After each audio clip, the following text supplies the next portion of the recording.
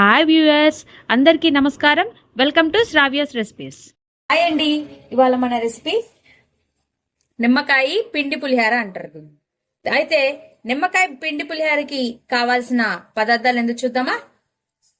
బియ్యపు రవ్వ, పసుపు, తాలింపు గింజలు 2 ఎండుమిర్చి, ఇంగువ, శనక్కాయ గుళ్ళు, నిమ్మకాయలు, పచ్చిమిర్చి, ఒక పచ్చిమిరపకాయ ఇలా 2 గర్భాలుగా కోసుకోవాలి, కరేపాకు, కొత్తిమీర. ఇది ఆప్షనల్ అండి, కావాలంటే వేసుకోవచ్చు లేకపోతే లేదు. జీడిపప్పు, జీలకర్ర, పచ్చిపప్పు, తగినంత ఉప్పు, నీళ్లు కూడా తీసుకోవాలండి. తగినంత నీళ్లు తీసుకుందాం ఎసరకి. ఇక ప్రాసెస్ స్టార్ట్ చేద్దామా. పొయ్యలిగిచ్చి బాండి పెట్టుకోండి. ఇట్లా వెడల్పుకున్న బాండి పెట్టుకోండి. నేను ఈ గ్లాస్ తీసుకున్నానండి. ఈ గ్లాస్ తో 2.5 రవ్వ పోసాను. సో 1కి 2 పోసుకోవాలి. 1, 2, 3, 4, 5. ఇప్పుడు దీంట్లో జీలకర్ర వేసుకోండి. కొంచెం జీలకర్ర, సరిపడా జీలకర్ర వేసుకోండి. అలానే కరేపాకు గిల్లి వేయండి. ఇట్లా మంచిగా గిల్లి వేయండి. ఇట్లా ఈ జీలకర్రలోనే దీంట్లోనే పసుపు కూడా వేసుకోవాలండి. పసుపు, మనం మొత్తం పులిహారకి సరిపడా ఉప్పు వేసేసుకోండి. కొంచెం ఆయిల్ పోసుకోండి. ఈ ఆయిల్ అనేది దేనికి పోస్తామంటే పిండి ముద్దగా రాకుండా పొడి పొళ్ళు ఆడుతుంటదండి. ఇది పోయటం వల్ల ముద్దగా రాదు, పొడి పొళ్ళు ఆడుతుంటది. ఇక ఎసరు రంగాల్ని మనం రవ్వ పోసుకోవాలి. చూసారు కదా, చూడండి ఎట్లా మంచిగా ఎసరు వచ్చిందండి. మనము రవ్వ తీసుకున్నాం కదా, ఆ రవ్వని ఫస్ట్ మంట సిమ్ లో పెట్టేసుకొని రవ్వని పోసుకోండి. మంచిగా ఇలా కలిదిప్పండి. మొత్తం ఒకసారి కలిస్తే చాలండి.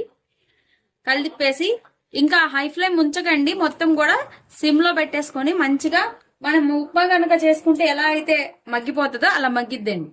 మధ్యలో ఒకసారి తీసి కలిదిప్పుకోండి. అయితే తర్వాత ప్రాసెస్ ఏందో చూద్దామా. అయితే అది మగ్గేలోపు పొయ్యి మీద బాండి పెట్టుకోండి. బాండి పెట్టుకొని ఆయిల్ పోసుకొని ఉంచుకోండి. మనం తీసుకున్న తాలింపు గింజలు అవన్నీ ఉన్నాయి కదా, అవన్నీ వేయించుకోవాలండి. నూనె కాగిన తర్వాత ఫస్ట్ జీడిపప్పు వేసుకుందామండి. చూసారు కదా, ఇప్పుడు మంచిగా వేగిందండి. ముందు జీడిపప్పులు వేసేసుకొని పక్కన పెట్టుకుందామండి. తాలింపు గింజలు వేసుకోండి. పచ్చిపప్పు, అవి దోరగా వేగనివ్వండి. కాస్త గోల్డ్ షేడ్ వచ్చేదాకా వేగనివ్వండి. ఇప్పుడు శనక్కాయ గుళ్ళు పోసుకుందామండి. శనక్కాయ గుళ్ళు, ఇప్పుడు కరివేపాకు వేసుకుందాం. ఎండుమిర్చి, పచ్చిమిరపకాయలు, ఇంగువ కంపల్సరీ అండి. ఇంగువ పడకపోతే ఆ టేస్ట్ ఉండదు. మంచిగా ఇంగు వేసుకోండి.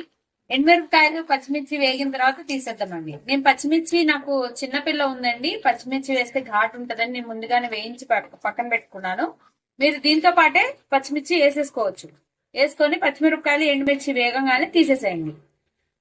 చిన్నపిల్లలు ఉంటే మాత్రము తినాలంటే విడిగా పచ్చిమిర్చి వేయించుకొని పక్కన ఉంచుకోండి. ఎందుకంటే వాళ్ళు ఘాటు తినరు కాబట్టి.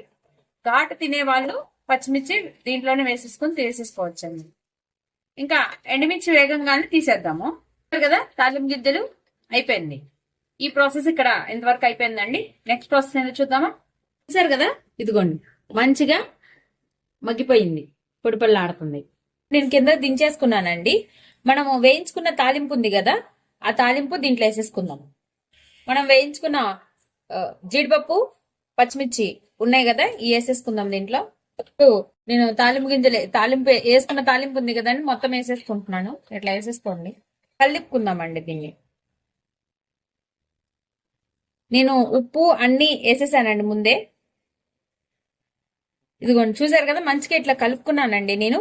అయితే నిమ్మకాయ పిండాలంటే మాత్రం ఫుల్గా కంప్లీట్ గా ఆరిపోవాలండి. ఆరిన తర్వాతే నిమ్మకాయ వేసుకోవాలి, లేకపోతే కండ్రు వస్తుంది. దీన్ని ఆరబెట్టుకుందాం. కొంచెం కొత్తిమీర వేస్తున్నానండి. ఇది ఆప్షనల్ అండి, కావాలంటే వేసుకోవచ్చు లేకపోతే లేదు. దాదాపుగా కొంతమంది వెయ్యరు. నాకు ఒకసారి వేస్తే టేస్ట్ నచ్చింది, అందుకే నేను వేస్తున్నాను కొత్తిమీర. కావాలంటే వేసుకోవచ్చు లేకపోతే లేదు. ఆరిన తర్వాత చూద్దాం. మంచిగా ఆరిపోయిందండి. నేను ఒక కాయ తీసుకున్నా కదా, అది నిమ్మకాయ పిండుతున్నాను.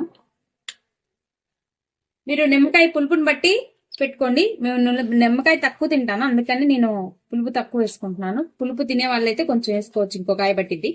మంచిగా కలుపుకోండి. చూసారు కదా, ఎమ్మి కలుపుతుంటేనే కమ్మటి వాసన వస్తుందండి. అంతేనండి, నిమ్మకాయ పిండి పులిహార రెడీ అయిపోయింది. ఈ వీడియో కనుక మీకు నచ్చినట్టయితే ప్లీజ్ లైక్ చేసి, షేర్ చేసి, సబ్స్క్రైబ్ చేసుకోండి. Thank you for watching Sravya's recipes.